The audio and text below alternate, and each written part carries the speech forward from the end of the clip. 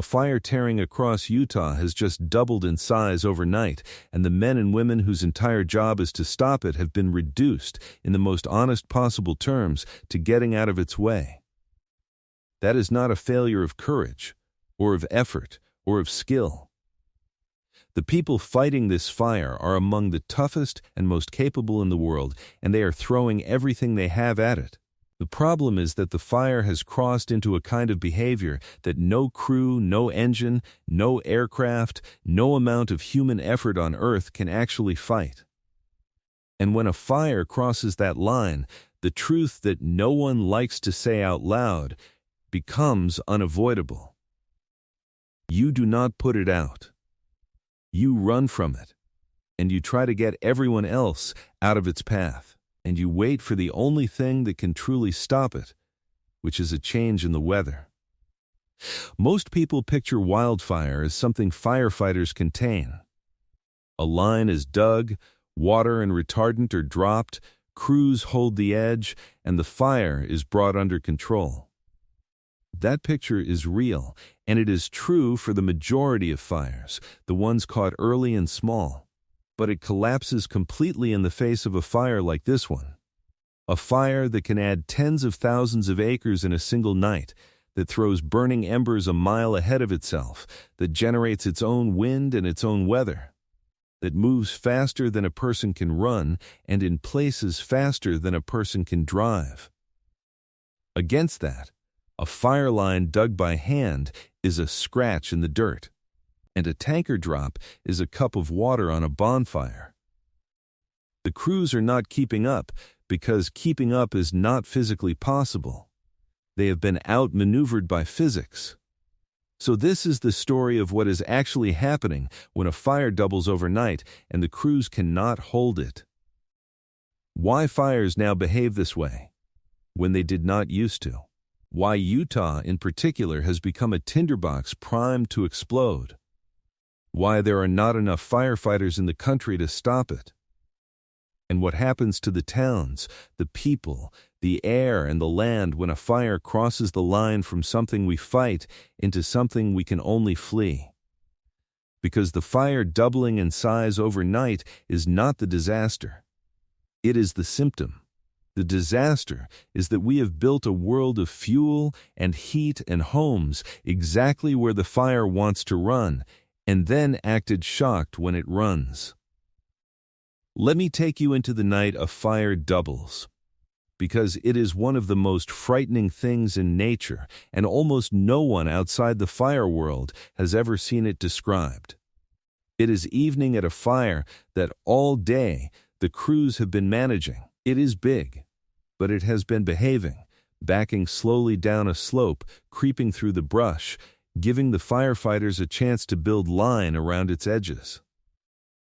As the sun goes down, everyone expects what usually used to happen at night. The temperature drops, the humidity rises, the fire lies down, calms. And the night shift holds the line while the fire rests. That is how it worked for generations. But tonight the temperature does not really drop, because the summers now stay hot deep into the night. The humidity does not recover because the air is too dry. And then the wind arrives, a downslope gust or a shift in the weather pattern, and it hits the fire like a bellows. In minutes, the calm backing fire stands up into a wall of flame. It stops creeping and starts running, driven by the wind, straight up a drainage or across a flat of dry grass, and it does not stop. Through the whole night, while it should be resting, the fire runs, consuming in darkness what would have taken days in the old world. Crews on the line hear it before they see it, a sound like a freight train or a jet engine, and they know there is nothing to do but pull back, fall to their safety zones, and watch the map. And in the morning, when the new mapping comes in, the fire that was one size at dusk is twice that size at dawn. It doubled while everyone slept, and no one could stop it, because you cannot stand in front of a thing that behaves like that and live. And that change, the fire running through the night instead of resting, is one of the most important and least appreciated shifts in how fire now behaves. For all of human history, firefighters counted on the night as their ally. The sun went down, the temperature fell, the humidity climbed as the air cooled, the fuels drew a little moisture back out of the atmosphere, and the fire calmed, lay down, and gave the crews their best chance to get ahead of it. The night shift was when ground was gained, but the warming climate has quietly stolen that refuge. Nights across the West are warming even faster than days, and on the worst fire nights now, the temperature barely drops and the humidity never recovers, so the fuels stay dry and the fire never lies down. Scientists who study fire have documented this directly, that fires are increasingly burning intensely straight through the overnight hours, active at 2 and 3 in the morning the way they once were only at the peak of the afternoon. And that single change is devastating, because it removes the pause the whole firefighting system was built around. There is no longer a reliable window each night when the beast sleeps and the humans can catch up. The fire works a 24-hour shift now, and the exhausted crews cannot, which is a large part of why, by morning, the map so often shows a fire that grew all night while there was nothing anyone could safely do but watch. To understand why that doubling is so catastrophic, you have to understand the brutal mathematics of how a fire grows, because the numbers are not intuitive. A fire does not grow in a straight line. It grows across an area, which means its size can explode in a way that feels impossible. When conditions are extreme and a fire is running, it can add tens of thousands of acres in a matter of hours. A single afternoon or night of wind-driven spread, swallowing an area larger than a city. The reason is that as a fire gets bigger, its perimeter, the burning edge, gets longer, and every foot of that longer edge is now producing more fire, throwing more heat, launching more embers. A big fire is not just a small fire scaled up.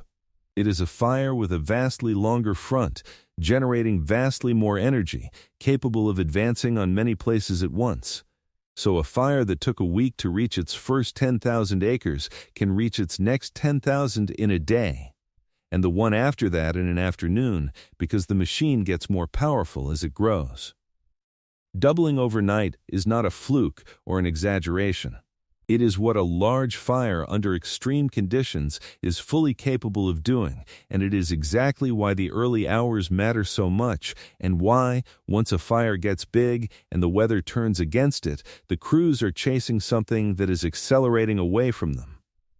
The fire is not just large, it is compounding, and human beings are very bad at fighting anything that compounds. Now, here is the heart of it, the part the title names. The reason the crews cannot keep up. It is not about working harder, it is about a physical threshold beyond which firefighting simply does not work. Firefighters talk about this in terms of flame length and fire intensity, and there are hard limits built into the physics. When flames are short, a few feet high, crews can attack a fire directly, hitting it with water and hand tools right at the edge. When the flames get taller, direct attack becomes impossible, too hot to approach, and crews have to fall back to building line at a distance and using machines and aircraft. And when the flames get taller still, into the range of a major wind-driven or plume-driven fire, dozens of feet high, throwing embers far ahead, nothing works at all. There is no line you can dig that the fire will not jump. There is no amount of water or retardant that can be delivered fast enough to matter, and aircraft often cannot even fly, because the wind is too violent and the smoke too thick to see. At that point, the fire has crossed a threshold, and everyone who knows fire understands what it means. The job is no longer to stop the fire. The job is to keep people from dying, to pull crews back to safety, to evacuate everyone in the path, and to wait for the weather to change, because only the weather can end it now. This is the thing the public struggles to accept because we are trained to believe that enough effort and enough resources can beat any problem. But a wind-driven megafire is not a problem that yields to effort. It is a force of nature operating at a scale that dwarfs anything human beings can bring against it, and the bravest, best-equipped firefighters in the world can only manage the edges and the aftermath, not the beast itself. When you hear that crews cannot keep up, that is not them falling short. That is the honest description of a fight that cannot, physically, be won until the wind decides otherwise. It is worth understanding who these crews actually are, because the phrase "cannot keep up" does them a disservice if you do not. The people on the front line of a fire like this include some of the most elite, hardened workers in the country. There are the hotshot crews, 20-person teams of highly trained firefighters who hike into the most dangerous terrain carrying chainsaws and hand tools to cut line by muscle and sweat in places no engine can reach. There are the smoke jumpers who parachute into remote fires.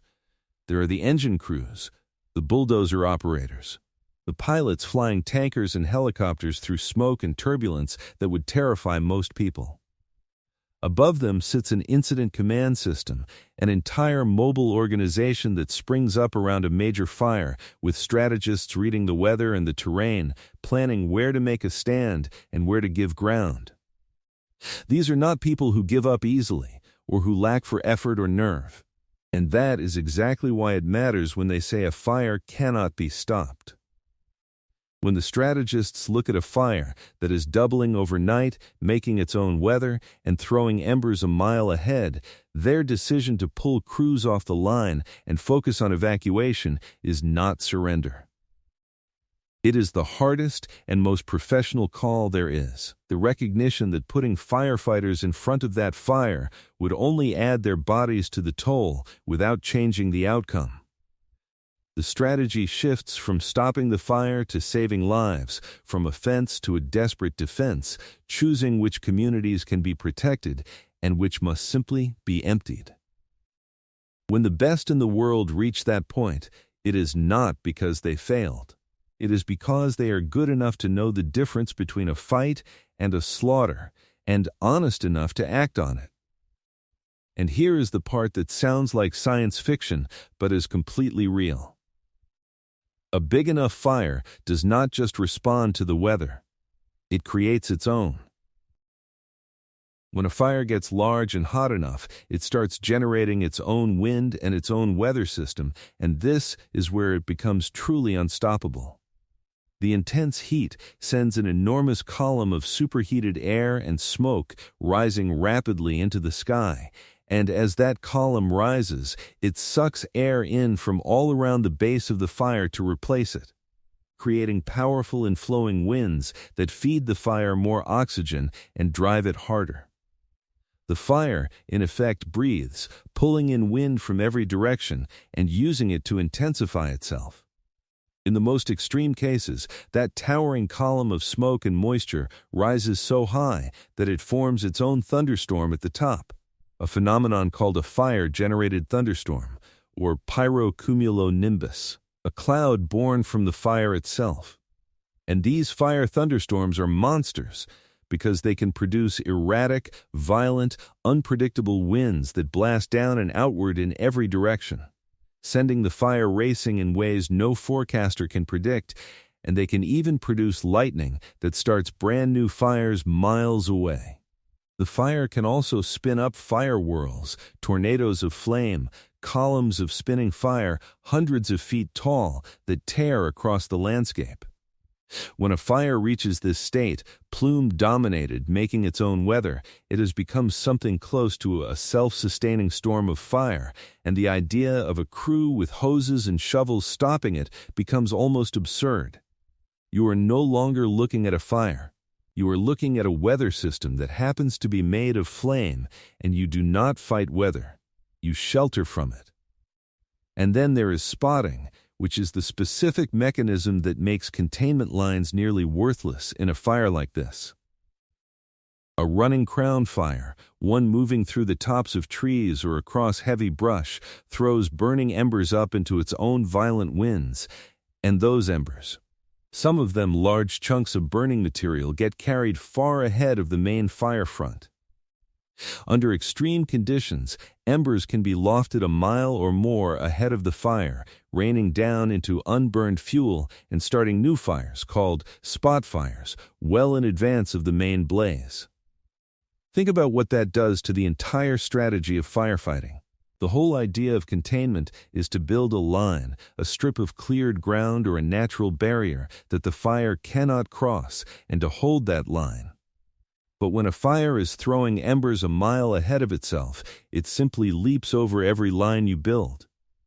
Crews can spend all day cutting a containment line, and the fire crosses it in an instant by air, landing far on the other side and starting fresh, so that firefighters find new fires igniting behind them, between them and safety. Spotting is why a fire can seem to teleport across a valley, why a river or a highway that should stop it does not. Why the fire is suddenly in a neighborhood that was supposed to be safely distant. It turns the fire from a line advancing across the ground into a storm raining fire from the sky ahead of itself. And there is no digging a line fast enough or wide enough to stop that. It is one more way the fire has simply out-evolved the tools we bring against it. So why Utah? Why has this state in particular become a place where fires explode like this? The answer is a specific and dangerous combination of fuels that have been building for a very long time. Across Utah's landscape sits a mix of vegetation that is almost perfectly designed to burn explosively. In the lower elevations and across the vast rangelands, there is cheatgrass, an invasive grass that has taken over enormous areas of the West.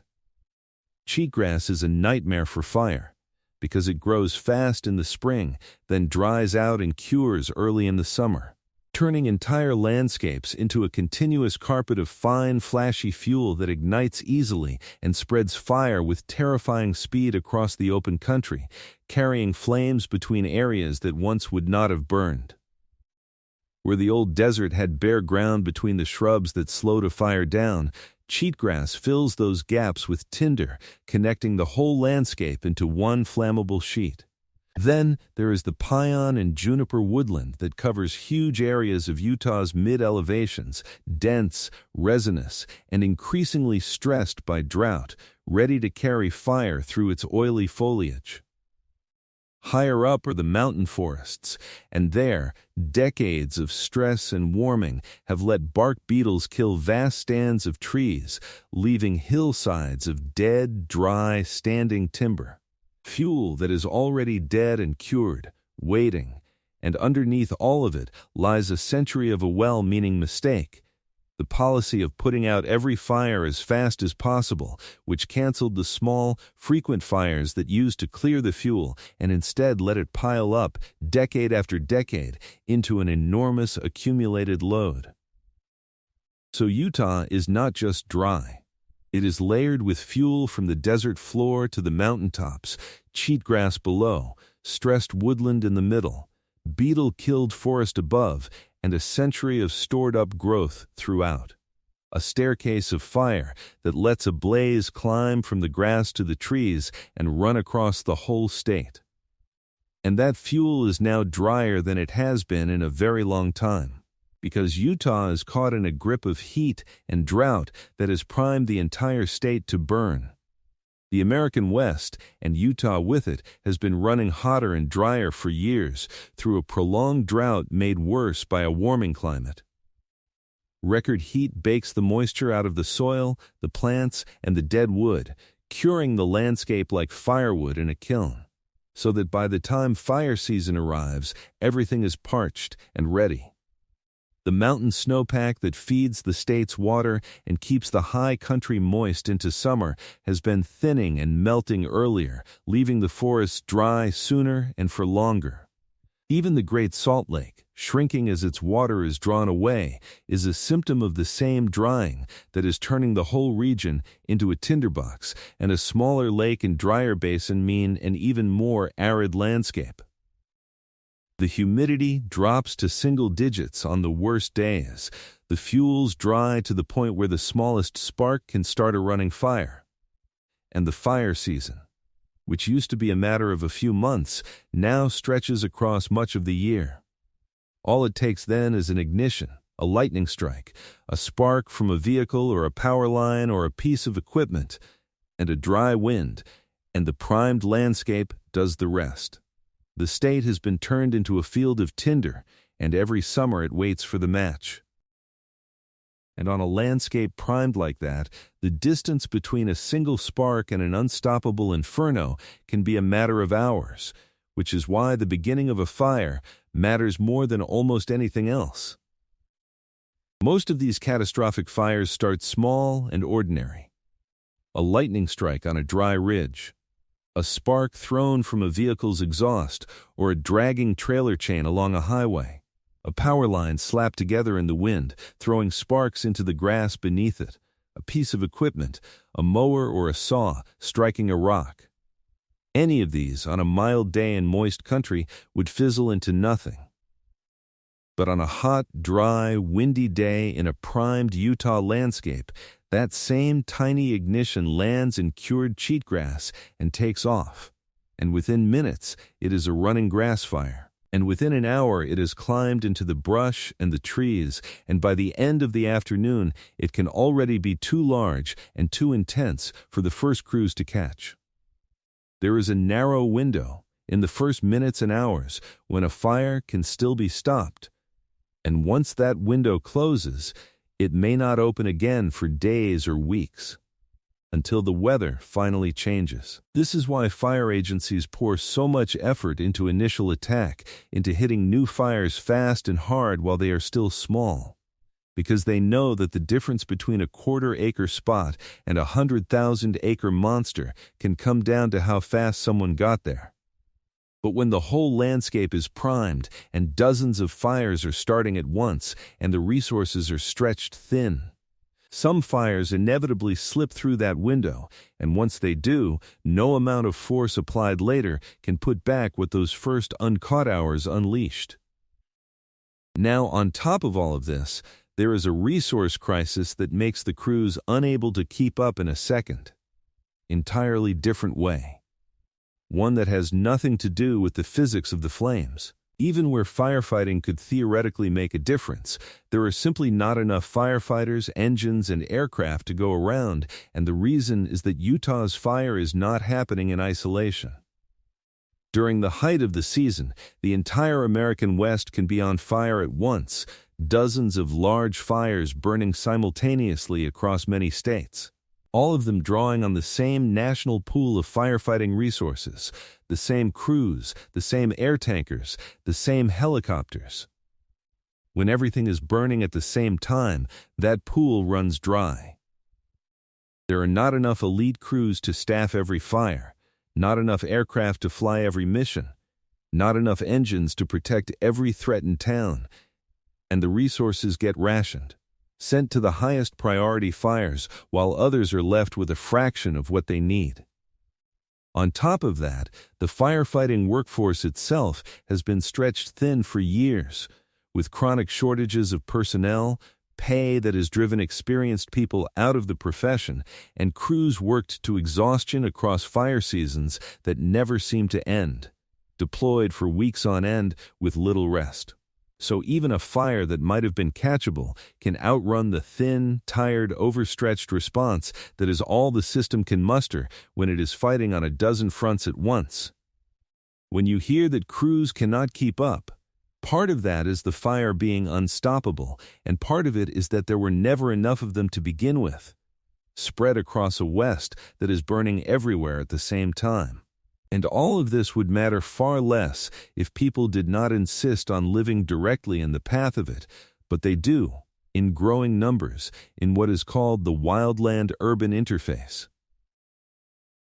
More and more people are building homes in and near the wild landscapes that burn, in the foothills and canyons and forest edges where the scenery is beautiful and the fire risk is extreme, a zone that planners call the wildland-urban interface. In Utah, as across the West, subdivisions and towns have been pushing steadily into exactly the terrain where these fires run, placing homes and families squarely in the way of the flames. This is what turns a wildfire from an ecological event into a human catastrophe. When a fire doubles overnight and runs toward one of these communities, the result is a desperate, often middle-of-the-night evacuation, thousands of people trying to flee down a few narrow mountain roads while the fire bears down. And the terrible truth is that these evacuations do not always succeed.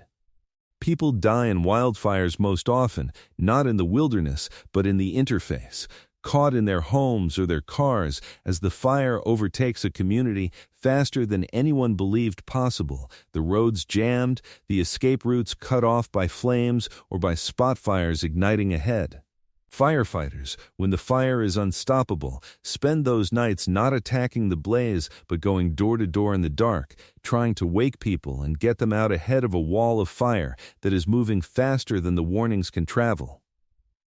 Every year, more homes and more people are in the path, so every fire that runs threatens more lives and more property than the one before. And the interface keeps growing, even as the fires get worse, a collision that gets more dangerous every season. To feel what that means, imagine a family asleep in a foothill subdivision on the night the fire makes its run. They went to bed knowing there was a fire in the mountains, but it was miles away and seemed manageable, and the news said crews were on it. In the dark, they waked to pounding on the door, or a reverse alert on the phone, or simply the smell of smoke and a strange orange light through the curtains, and a neighbor shouting to get out now. There is no time to think.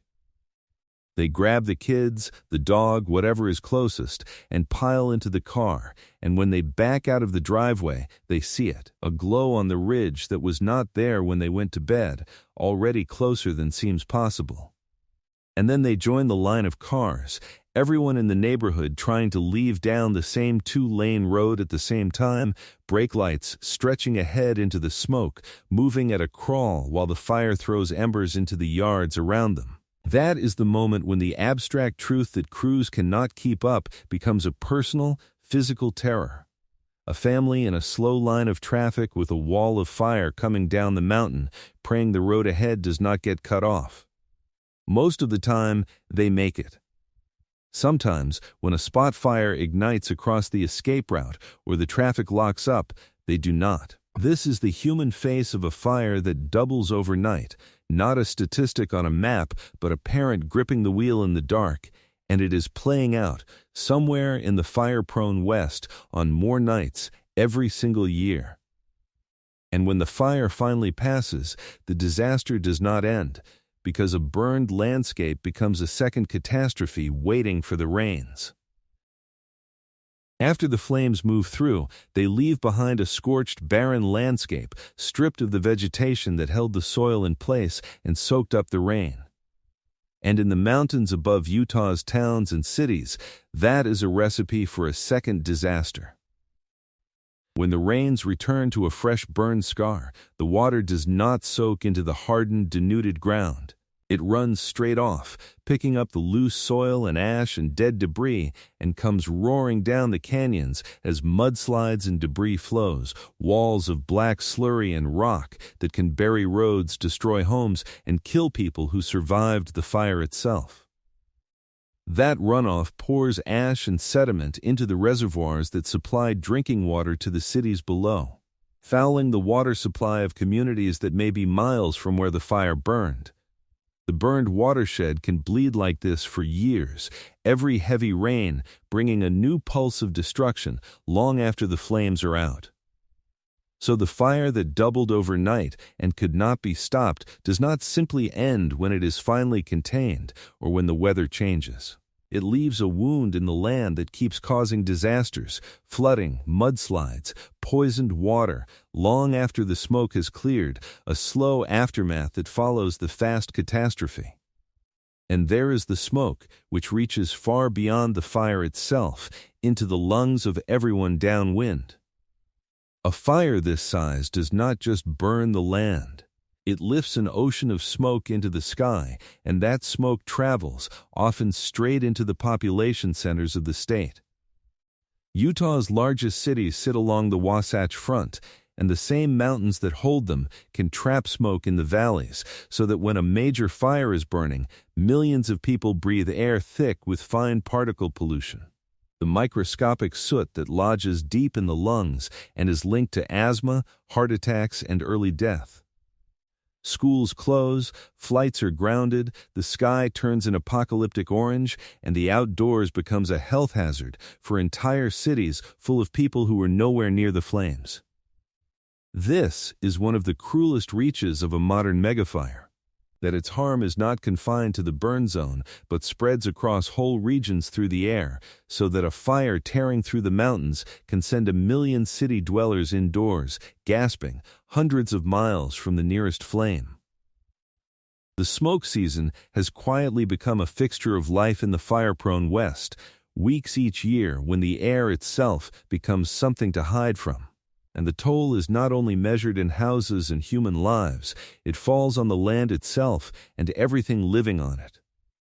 When a fire this size runs across Utah's country, it kills or displaces enormous numbers of animals, the deer and elk and smaller creatures that cannot outrun a wind-driven front. And it destroys the habitat that the survivors depend on, the sagebrush that sage grouse need, the winter range that big game rely on, sometimes taking generations to recover, if it recovers at all. It burns through the ranch land that Utah's rural economy is built on, incinerating the grass that cattle graze and the fences that hold them, forcing ranchers to sell off herds they can no longer feed, and dealing a blow to a way of life that was already fragile. It destroys timber, watersheds, recreation areas, the scenery that draws tourists, the quiet places people love. And the cost of simply fighting these fires runs into staggering sums, hundreds of millions of dollars poured into a single large fire, money spent on aircraft and crews and equipment for a fight that, in the worst cases, cannot even be won, only managed until the weather turns. So the loss radiates outward in every direction, ecological, economic, cultural, a single fire hollowing out the wildlife, the ranches, the forests, and the budgets all at once, a devastation far wider than the blackened footprint on the map suggests. So step back, and here is the hardest truth of all. None of this is a freak event. It is the new normal, and it is going to keep getting worse. Every factor driving this is trending in the wrong direction. The climate keeps warming, drying the fuels further, and lengthening the fire season toward year-round. The accumulated fuel load from a century of suppression is still out there and cannot be undone quickly. More people keep moving into the wildland-urban interface, putting more lives in the path. The invasive cheatgrass keeps spreading, and worse, it thrives after fire, growing back faster than the native plants and making the burned land even more flammable than before, so that each fire primes the ground for the next one. A vicious cycle that converts more and more of the landscape into fire-prone grassland. Meanwhile, the firefighting resources remain stretched thin, and the fires keep coming faster than the system can handle. So a fire doubling overnight while crews cannot keep up is not an aberration to be shocked by. It is the predictable result of everything we have set in motion, and it is a preview of a future in which these events become more frequent, more intense, and more destructive, until the summers of the fire-prone West are defined not by whether the big fires will come, but by how many, and how large, and how close to home. And people always ask, if we know the fuel is the problem, why not just clear it out, burn it off in advance, thin the forests, and take away the fire's ammunition? It is the right idea, and it is exactly what many experts call for, and it runs into brutal practical limits.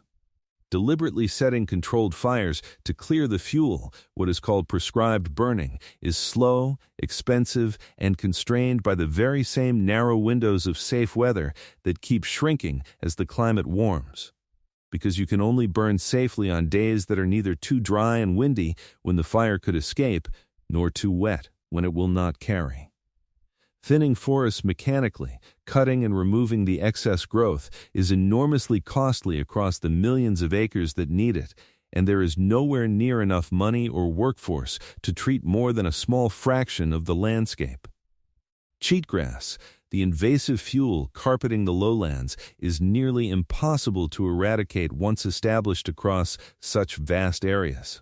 And every year the treatment does not happen, the fuel keeps growing and the backlog gets larger.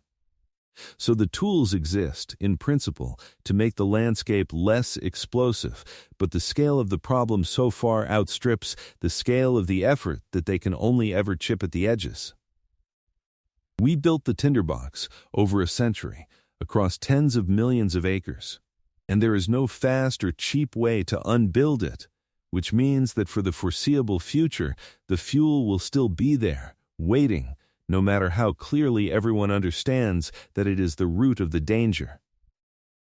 Stand on a ridge in Utah on a hot summer evening and look out over the beautiful, dry country, the golden grass, the dark green junipers, the mountains beyond, and it is a landscape that looks timeless and serene, giving no hint of how ready it is to explode.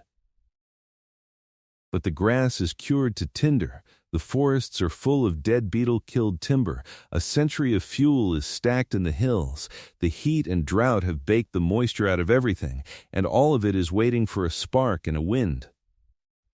When they come, the fire that follows can double overnight, throw embers a mile ahead, make its own weather, and run toward the towns faster than anyone can stop it, and the crews, brave and skilled and exhausted, can only pull back and try to get everyone out of the way. The fire tearing through Utah is not a failure of the people fighting it. It is the arrival of a kind of fire that cannot be fought, on a landscape we filled with fuel, under a sky we made hotter, next to towns we built in the path. And it will keep coming, summer after summer, bigger and faster than before, until we finally understand that the only fight we can still win is the one to stop building the tinderbox in the first place. And on the night it doubles again, the sound will come first, that low roar in the dark, and everyone who hears it will know there is nothing left to do but run. The crews will already be pulling back, not because they are afraid, but because they are right. The aircraft will be grounded, waiting for a wind that will not ease until it is ready. And somewhere in a valley below, a family will wake to that orange light in the window and understand, in an instant, what the maps and the warnings could never quite make real. The fire is not coming. The fire is here. And nothing human is going to stop it before it decides, on its own terms, to stop.